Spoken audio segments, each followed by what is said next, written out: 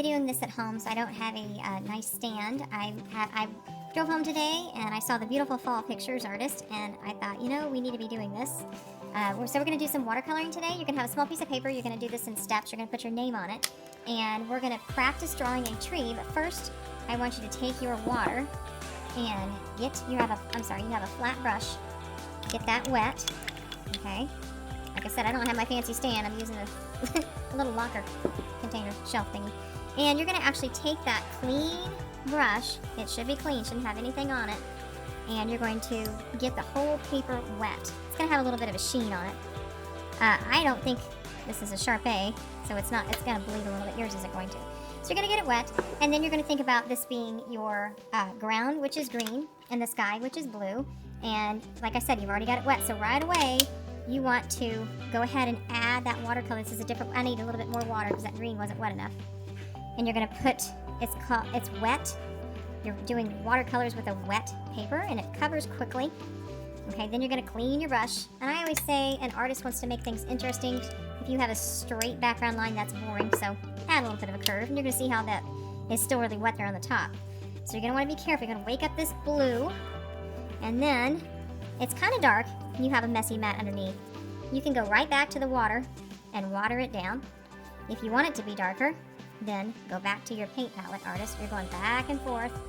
Now, do you see how my hand is up and I'm holding Miss Paula? Our paintbrush went all the way against the bottom of that background line.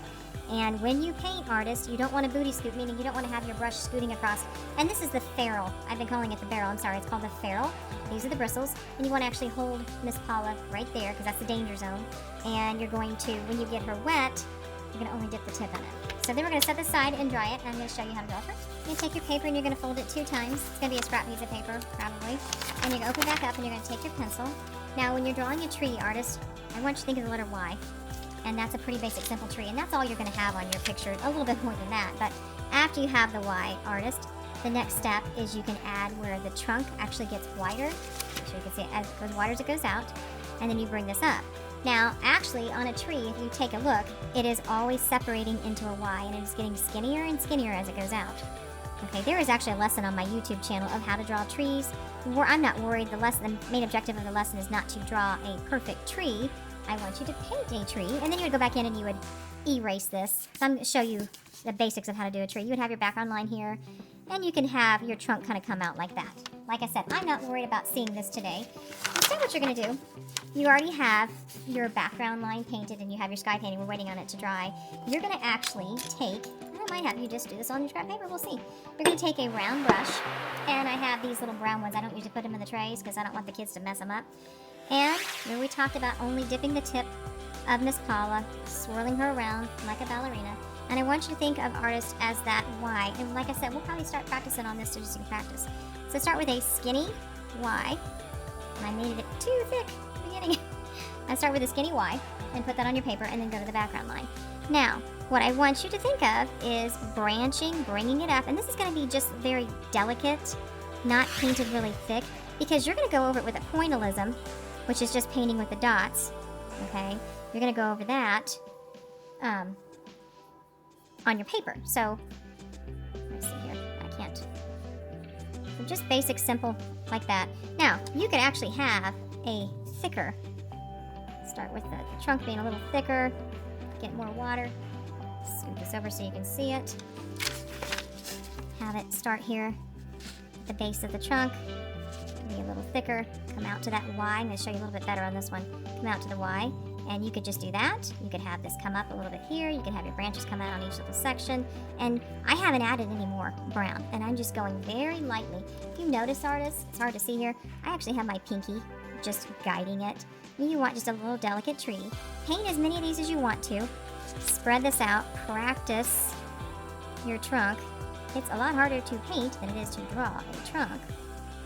Okay, and then you would have your roots coming out. So, we're going to practice on that, and then we're going to go to just a little damp. It's not bad. You're going to take, same thing. I really don't want you to draw with a pencil. I want you to just get your little brown, your little round. Draw with your magic finger first. Place it out. If you need to, very lightly draw with a pencil, because I really don't want to see these pencil lines on your paper. Think about where you don't want your tree floating. okay? So you want it to come and be below the background line just a little bit. And I love how when you paint watercolor on wet paper, how it just creates, kind of like makes like a little rainbow effect there. So there's the base of my tree. Remember, you can come out and you can draw your Y. I still haven't gone back and got any more paint. Each branch separates off into a little Y, and just do this little delicately, okay? Because you're going to be going over it with pointillism, meaning you're just going to be painting the dots. So that's probably all I really need to do, because you want that as your background. Okay, then I'm going to clean my brush, put the brown away, and go to the warm colors. And the warm colors are red, orange, yellow. And artist, I'm not always the best at remembering this, but please try to start with the lighter color first, because it's easier to clean your brush doing it with the lighter first. So my brush is dry. My paint's already wet because I had done another video and I didn't do the base of the tree very good, so I redid it. And pointillism is just doing dots. Now, if you need to take your scrap paper, we had our tree right here, and I can show you first. Start with the lighter color, and this is a bigger round. You decide on what round that you want. Get my paint working up. Make sure not to bleed it, meaning don't get the paints mixed together. Do the light. Okay, I just realized you can't see it. Sorry, artist. Do the light. I missed my stand. Do the light color first. Go wherever you want the light color. We do not mix colors on the tray because 600 kids use these watercolors. And you're just going in and adding little dots. And just slowly do this. Like I said, I always keep my pinky to hold it steady. You decide on the shape of your tree that you want. I have a beautiful autumn blaze that's in my backyard. It is gorgeous, and it has in more of a rounder shape, but there are different shapes of trees. So now I would clean my brush. Remember, we'd clean in the number 8. If you can see here, clean in the number 8. Dry it off, and then I would go to my next darkest color, which would be the orange. Okay, and I just realized that I should have gone to the other paper and finished it there. So there's the orange, and then you're just gonna keep adding. Ooh, that was a lot. Maybe I take my brush. That was too much. Look at that, and I can't. Okay, maybe I take my finger. Of course, this is for the video. Or maybe I take a Q-tip. Okay, we gotta be careful, obviously, when we're using these brushes. That was a little bit too much. But the good thing is, artist, is my practice one. So I can go back to this one that I was working on, clean my brush, and go back to the yellow. You saw me make a mistake. I think I should have done when I did the yellow, I did the smaller brush. I got the wrong brush, so you gotta be careful, artist. I did the yellow with this brush, and then I went to the orange with this big round brush. It was too big, so I would not suggest using that big of a brush. So just be careful, artist. So I'm gonna go back and I'm gonna start painting this one for you. Go with a lighter color first. Get your paintbrush wet. Swirl her around.